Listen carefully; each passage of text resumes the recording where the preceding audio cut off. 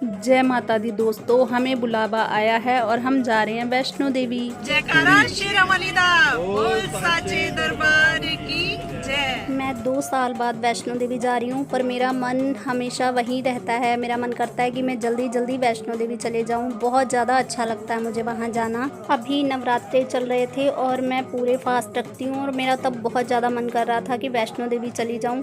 मैं तो यही कहूँगी कि मेरी अंदर से इतनी ज़्यादा चाह थी कि माँ को बुलावा भेजना ही पड़ा। यहाँ हम चाय पीने के लिए रुके हैं। भाभी कह रही थी चाय पिला दो, कोई चाय पिला दो, इसलिए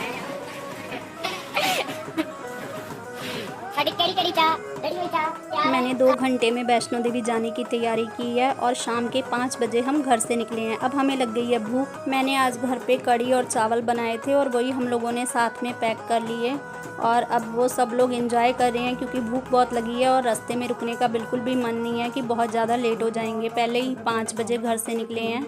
जब भी हम पहाड़ी एरिया के पास पहुंचते हैं तो बारिश देखने को ज़रूर मिलती है और आगे आ रही हैं टनल्स। 2 की लेंथ तो बहुत ज़्यादा बड़ी नहीं थी और एक अटल टनल है, उसकी लंबाई 9 किलोमीटर तक है और जो कि बहुत ज़्यादा अच्छी लगती है जब हम उसके बीच में से निकलते हैं। तो मैंने एक टनल अपनी वीडियो में डाली है।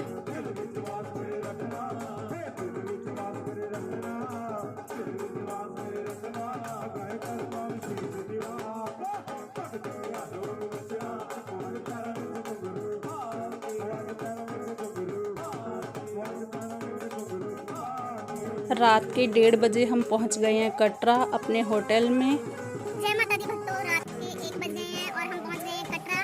और आप हमारे साथ व्लॉग में बने रहिएगा। आप मानसिक रूप से यात्रा कीजिएगा हमारे साथ और आपको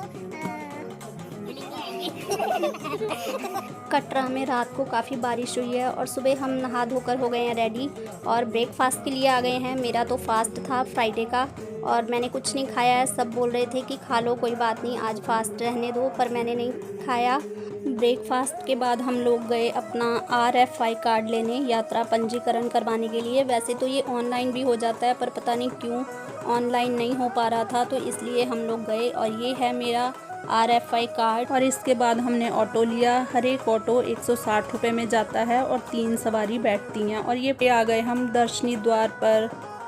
यहाँ पे चेकिंग होगी और फिर हम अपनी यात्रा शुरू करेंगे। यात्रा शुरू करने से पहले हमने लाठी ले ली है क्योंकि इसकी ज़रूरत पड़ती है काफ़ी। जैसे ही हम अंदर एंटर हुए तो ढोल की आवाज़ आ रही थी। सबको मना रही हूँ कि नाचते झूमते माँ से मिलने चलो, पर कोई नहीं नाच रहा है। मेरा मन करता है कि नाचते झूमते माँ के दर्शन करूं। ये हम पहुंच गए हैं बाणगंगा, जिसको बाल गंगा भी कहा जाता है। यहाँ पे माता ने अपने केश धोए थे और यहाँ पे सब लोग ज़रूर मुंह हाथ या स्नान करके निकलते हैं। भाभी ने कहा कि मैं तो घोड़े से ही यात्रा करूंगी, इतना ज़्यादा नहीं चल पाऊंगी, तो वो घोड़ा ले लिया था उन्होंने और हम सब लोग पैदल जा रहे थे। इस वजह से कोई तेज़ चल रहा था, कोई धीरे चल रहा था, तो आगे पीछे होते जा रहे थे। हम सब ने डिसाइड किया था अर्धकुंवारी मिलने का। चढ़ाई के दौरान बहुत सारे लोगों ने ऐसे स्टूडियो बनाए हैं जहाँ पे सब लोग अपनी मेमोरीज़ के लिए फ़ोटो क्लिक करवा लेते हैं। माता का दरबार बनाया हुआ है तो काफ़ी अच्छी लगती है ये भी। और फिर मैं अकेली पहुंच गई हूँ चरण पादुका पे और ये मैं मंदिर के अंदर से दर्शन आप लोगों को करवा रही हूँ। यहाँ पे दुर्गा माँ ने पीछे मुड़ के देखा था कि भैरव बाबा आ रहे हैं या नहीं, तो इस वजह से उनके पैरों के अर्थात चरणों के निशान हैं, जिस वजह से चरण पादुका कहा जाता है। तो ये देखिए मंदिर के परिक्रमा मार्ग में कितनी ज़्यादा सुंदर सुंदर माता के स्वरूप के दर्शन करवाए जा रहे हैं। और यहाँ पे भोले बाबा का परिवार भी है, तो आप लोग भी दर्शन कीजिए। नवरात्रों में माँ के दरबार की सजावट देखते ही बनती है, बहुत ज़्यादा होती है।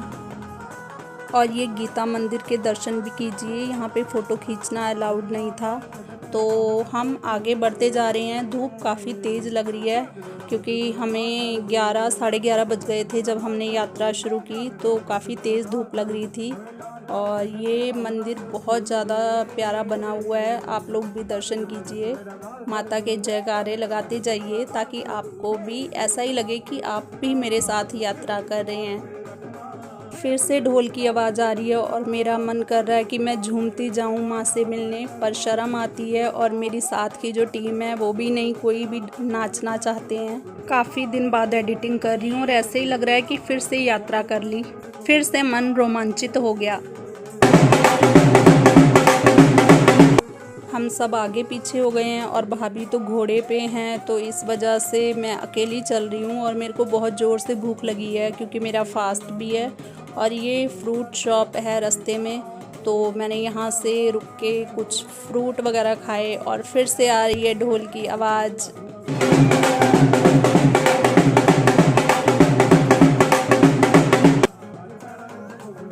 और यकीन मानिए अगर यहाँ पे लोग नाच रहे होते उठ के तो मैं भी नाचना शुरू कर देती। सच में बहुत मन करता है मेरा कि मैं नाचते गाते यात्रा करूं। और ये मैंने ले ली हैं सीढ़ियाँ। सीढ़ियों की संख्या 271 है। तो मैं साथ साथ में थोड़ी वीडियो भी बना रही हूँ, तो मुझे डर लग रहा है कि कहीं बंदर ना मेरा कैमरा फ़ोन छीन लें, तो इस वजह से मैं इधर उधर देख रही हूँ। ये काफ़ी ज़्यादा सीढ़ियाँ हैं, तो एक दो बारी अगर सीढ़ियाँ हम ले लेते हैं तो कोई प्रॉब्लम नहीं रहती है। अगर पूरी सीढ़ियाँ सोचो कि हम चढ़ाई करें तो पैरों की बैंड बच जाती है, बहुत ज़्यादा तेज़ दर्द होने लगती है पैरों में। तो मैंने 2-3 बारी बीच में से सीढ़ियाँ ली हैं, तो काफ़ी अच्छा लगता है सीढ़ियों पे भी जाना, उतरना ज़्यादा आसान हो जाता है। ये 2 बोर्ड आ गए हैं, एक हिमकोटी की तरफ से और दूसरा अर्धकुंवारी की तरफ से। हिमकोटी की तरफ बैटरी कार का काउंटर है जिसकी ऑनलाइन ऑफलाइन दोनों तरह से टिकट मिल जाती है। अगर हमें घोड़ा या बग्गी की टिकट चाहिए तो हमें काउंटर से ही लेनी चाहिए क्योंकि उनके रेट फिक्स होते हैं और आगे पीछे सब मनमानी रेट लेते हैं। ये मैं पहुंच गई हूँ अर्धकुंवारी पे। ये डिस्पेंसरी है यहाँ पे और ये भोजनालय सागर रत्ना का भी है यहाँ पे रेस्टोरेंट। एक बाणगंगा पे और एक अर्धकुंवारी पे श्राइन बोर्ड का भी भोजनालय है जहाँ पे फ्री में भोजन मिलता है। वहाँ पे जाके अनाउंसमेंट करवाई कि अगर जो भी पहुंचते जाएंगे तो हम सब मिल गए वहाँ पे। काफ़ी ज़्यादा भीड़ है यहाँ पे। और जो गर्भजून की गुफा है वहाँ के दर्शन के लिए हमें 24 घंटे की वेटिंग सबको करनी पड़ रही थी। तो 500 नंबर चल रहा था और हमारा था 645। तो हम लोग सोच रहे थे कि ऊपर भवन के दर्शन करके आते हैं, फिर आके देखेंगे कि कितना टाइम रह गया है। तो इस वजह से हमने शीतला माता के दर्शन किए। ये अर्धकुंवारी पे ही माँ का मंदिर बना हुआ है, शीतला माता मंदिर, तो वहाँ से दर्शन किए हैं और फिर आगे बढ़ गए हम भवन की तरफ। अगर कोई भी वैष्णो देवी की यात्रा के लिए आता है और अगर उसको लगता है कि मैं पूरी चढ़ाई खुद से कर सकता हूँ तो फिर ठीक है। अगर घोड़ा या पालकी वगैरह लेनी हो तो जगह जगह पे वो बनाए हुए हैं काउंटर, आप प्रीपेड वो ले सकते हैं पर्ची और आपको ऐसी सुविधा मिल जाएगी। और अगर आप सोचो कि हम रास्ते में कहीं से ले लें तो वो 3000 3500 बहुत ज़्यादा पैसे मांगते हैं, क्योंकि हमने देखा था पूछ के, क्योंकि भैया की तबीयत ख़राब हो गई थी। तो चलिए चलते हैं भवन की तरफ। जय माता दी।